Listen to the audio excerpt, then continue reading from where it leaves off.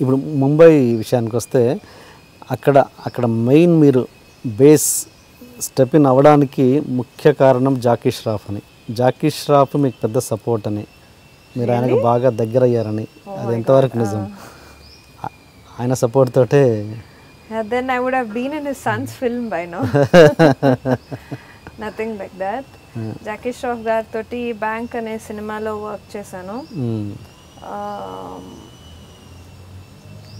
Thorough gentleman, very helpful. Bank సినిమా shooting జరుగుతున్నప్పుడు మేము అక్కడ అదొక విచిత్రమైన డైరెక్టర్ ప్రొడ్యూసర్ ఆ బ్యాంక్ సినిమాకి.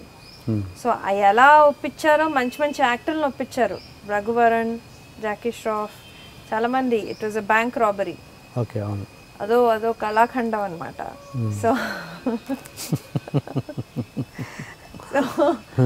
మేమే షూటింగ్ సరే ఇంకా ఒప్పుకున్నాం కదా, అలా సినిమా జరుగుతుంది. ప్రొడ్యూసర్ చాలా రిచ్ అంటే నాకు తెలియదు, ప్రొడ్యూసర్ గుర్తులేదు.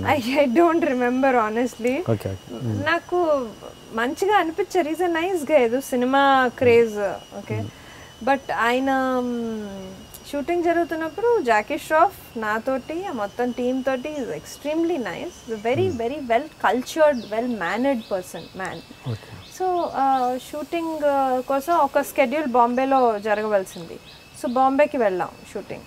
సో బాంబేకి ల్యాండ్ అవ్వగానే సినిమా వాళ్ళకి ఏంటి అంటే మనం చెప్పక్కర్లేదు, మాకు మా అసిస్టెంట్కి నెంబర్ ఇచ్చేస్తారు, మేము ల్యాండ్ అవ్వగానే కార్ వచ్చేస్తుంది. It's a natural process cinema ఇండస్ట్రీలో. మేము ల్యాండ్ అయ్యాం బాంబేకి. అప్పుడు నాకు బాంబే అంత, నాకు అప్పుడు జస్ట్ కొత్తలోనే ఎక్కువ అంత రాలేదు ఇండివిజువల్గా. వర్క్ వైజ్ అంత షూటింగ్ చేయలే బాంబేలో. ల్యాండ్ అవ్వగానే ఎవరు రాలేదు, రాత్రి అయింది, midnight. It was quite late. So me and my mom and my assistant, we were like, ఏం జరుగుతోంది అనేసి. అప్పుడు జాకీ ష్రాఫ్ గారికి ఫోన్ చేశాను నేను.